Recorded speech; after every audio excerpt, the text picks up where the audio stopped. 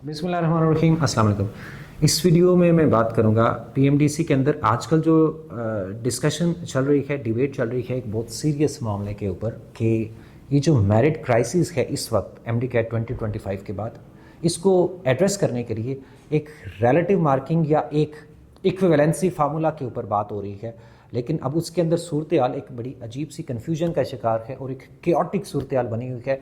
कुछ लोग जो हैं जो कि सूरत हाल को, जो सिचुएशन को समझते हैं और जिनके साथ हम काफ़ी अरसे से कांटेक्ट में हैं, हम पीएमडीसी के साथ भी हमने प्रपोज़ल दिया और सारी चीज़ें काफ़ी अरसे से हम इस बात के ऊपर इनको बार बार हमने इनको रिमाइंड करवाया, बार बार कोशिश की बताने की कि ये एक मेरिट क्राइसिस बनने जा रहा है एमडी कैट के बाद, तो इसको पहले से अपना कोई इसको एड्रेस करने के लिए पहले से अपनी कोई स्ट्रैटेजी बना लें। लेकिन बदकिस्मती से उस हद तक सीरियसनेस नहीं दिखाई गई किसी फोरम के ऊपर भी, पीएमडीसी के ऊपर पर्टिकुलरली, जहाँ पे एक्चुअली होना था सारे का सारा। और अभी that merit crisis is right in front of you. अब सबके सामने है कि एक मेरिट क्राइसिस बन चुका है। अब भी इस सारी सूरत हाल के बाद जो ये मीटिंग चल रही है, इसके अंदर कुछ लोग ऐसे हैं, पर्टिकुलरली पीएमडीसी के अंदर कुछ की पोजीशंस पे बैठे हुए लोग, जिनको लगता है कि ये जैसे चल रहा है वैसे ही चलते रहना चाहिए।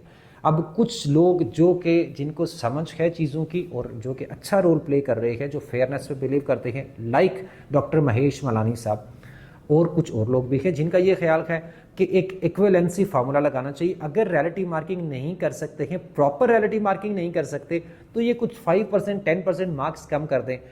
प्रॉपर रिलेटिव मार्किंग अब क्यों नहीं कर सकते? अब ये भी एक बड़ी इंटरेस्टिंग बात है और आपको सुन के अफसोस भी होगा, हैरत भी होगी।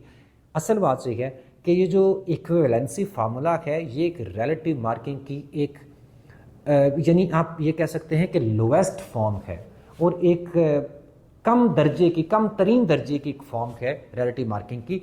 जो सही रिलेटिव मार्किंग है, जैसे इक्वी परसेंटाइल मैथड है, वो पीएमडीसी उससे हेजिटेंट है और रिलक्टेंट है, इसलिए कि उनको लगता है कि उनके अंदर कैपेसिटी नहीं है कि वो इसको इम्प्लीमेंट कर सकेंगे सही। ये बहुत ही बदकिस्मती की बात है। यानी आप इतने सारे लोगों का फ्यूचर और इतने सारे लोगों का लाइक पूरी मेडिकल एजुकेशन एक इदारे के अंडर है और वो उसको रेगुलेट कर रहा है और उसको लगता है कि हमारे अंदर इतनी, हमारे पास जो लोग हैं, हमारे एक्सपर्ट्स हैं, हमारा जो सिस्टम है उसके अंदर इतनी कैपेसिटी नहीं है कि वो ये 1 लाख बच्चे की रिलेटिव मार्किंग कर सके, जो कि एक बहुत सिंपल सी चीज़ है।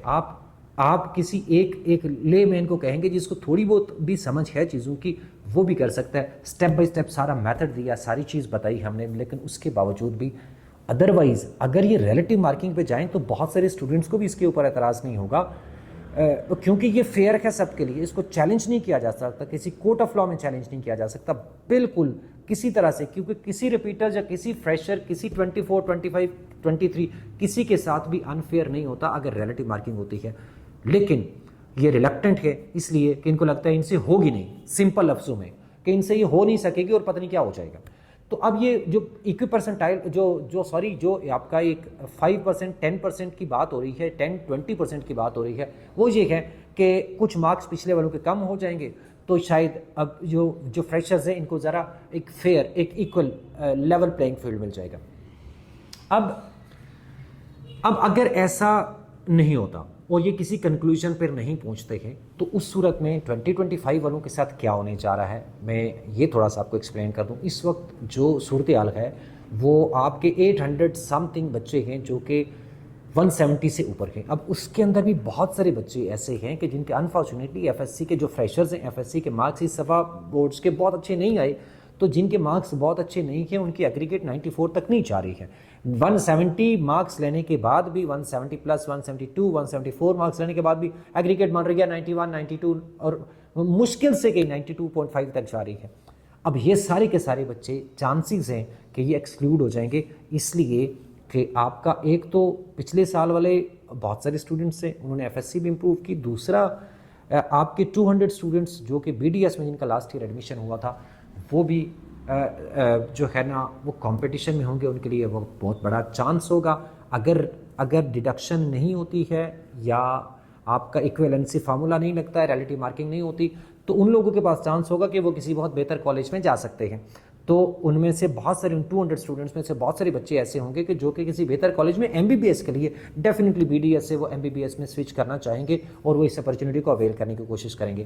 پھر جو دور دراز کے کالجز ہیں جیسے قائد اعظم میڈیکل کالج بہاولپور میں ہے, جیسے رحیم جہار خان میں ہے شیخ زاید میڈیکل کالج, جو دور دراز کے بچے ہیں وہ بھی چاہیں گے کہ وہ سینٹرل پنجاب میں یا کسی بہتر جگہ کے اوپر بہتر کالج میں, ایک بہتر رینکنگ والے کالج میں اگر ان کا ایڈمیشن ہوتا ہے تو وہ 1 سال اپنا سرنڈر کر دیتے ہیں اور بچے آ جاتے ہیں. ہر سال اس طرح کی چیزیں ہوتی ہیں, لیکن وہ اکا دکا ہوتی ہے. اس دفعہ تو بہت سارے بچوں کے لیے بہت بڑا چانس ہوگا.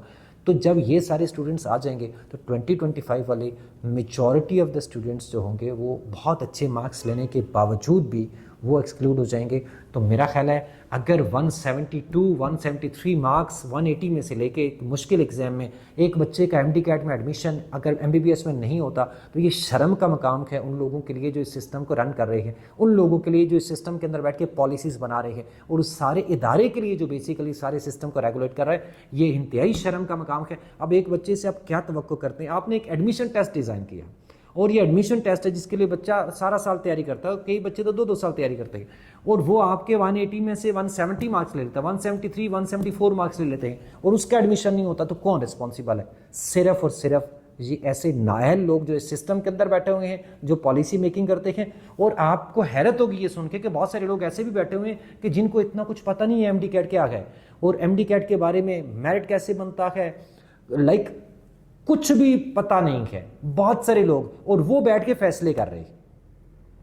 مطلب اس سے بڑی بدقسمتی کیا ہوگی کہ وہ لوگ بیٹھ کے, اب ان کے پاس جب یہ بیٹھ کے ڈسکشن کر رہے ہیں, کچھ لوگ کہہ رہے ہیں کہ نہیں ایکویویلنسی نہ لگائیں, یہ تو ہر سال کچھ بچوں کا ایڈمیشن ہو جاتا ہے پچھلے سال سے. یہ ایک بہت ایک ویگ سی بات ہے, ایک بہت انکلیئر سی اسٹیٹمنٹ ہے, اس کے اندر کوئی کلیئرٹی نہیں ہے, سچویشن کا انالیسس نہیں کر رہے. ان کو پتہ ہی نہیں ہے کہ کتنے فریشرز ہوتے ہیں, کتنے ہر سال کے ریپیٹرز ہوتے ہیں, کیا میرٹ ہوتا ہے, پچھلے 10 سالوں کے اندر کیا کیا ہوتا رہا ہے, کیسے کیسے ہوتا رہا ہے. کچھ بھی اندازہ نہیں ہے. صرف اس بات کے لیے کہہ رہے ہیں, کوئی ویلڈ آرگیومنٹ نہیں ہے کہ ایکویویلنسی نہیں لگنی چاہیے, ریلیٹو فارمولہ نہیں ہونا, ریلیٹو مارکنگ نہیں ہونی چاہیے. ان کے پاس کوئی ویلڈ آرگیومنٹ نہیں ہے. آرگیومنٹ صرف یہ ہے کہ بس جیسے چل رہا ہے چلنے دو یار, خیر ہے. ان کو کوئی فرق نہیں پڑتا کہ کس کا ایڈمیشن ہو رہا ہے, ان کو یہ بھی فرق نہیں پڑتا کہ یہ فیئرنیس ہے کہ نہیں ہے. ان کو صرف یہ فرق پڑتا ہے, ان کو صرف یہ چاہیے کہ ہاں بس ٹھیک ہے چل رہا ہے چلتا رہے. تو یہ بہت افسوسناک صورتحال ہے. لیکن ہم اپنی پوری کوشش کریں گے ان ساری چیزوں کے باوجود, ان سسٹم کی ساری خرابیوں کے باوجود ہم پوری کوشش کریں گے کہ ہم اس کو روکیں. ہم ساری کی ساری ڈیٹیلز بنا کے جدھر بھی ہم پہنچا سکتے ہیں ہم پہنچا رہے ہیں کہ یہ اسٹیٹس شو کر رہے ہیں آپ کے سامنے. 1+1=2 کی طرح کیلکولیشن کر کے ہم آپ کو بتائیں گے کہ یہ کس طرح سے ایک بہت بڑا کرائسس ہے. اور اس کے بعد کچھ بچے جو ہیں کل کنڈکٹنگ یونیورسٹی میں تھوڑا سا یہ سے ہٹ کے بات ہے, بہرحال پرسوں 5 نومبر کو کچھ اسٹوڈنٹس جو کہ وہ UHS میں بھی جائیں گے اور سزیب MU میں جائیں گے. کنڈکٹنگ یونیورسٹی بھی سو رہی ہے اپنے ان کویسچنس کو لے کے جو کہ فلاڈ کویسچنس ہیں. اب 3 کویسچنس جیسے فار ایگزامپل سزیب MU کے پیپر کے اندر ہے جن کے آگے کریکٹ لکھا ہوا ہے, آنسر کریکٹ آنسر کے آگے لکھا ہوا ہے کریکٹ. مطلب یہ کون سا ایگزام لے رہے ہیں آپ لوگ؟ اور اس کے بعد اتنا انڈیفرنٹ ہو کے بیٹھے ہوئے ہیں, پرواہ نہیں ہے, بچے پریشان ہیں, رو رہے ہیں, وہ ان کی شکایت کو سننے والا کوئی نہیں ہے. کوئی آؤٹ آف سلیبس کویسچنس ہیں جو بھی ہے ان کو ایڈریس کرنا چاہیے.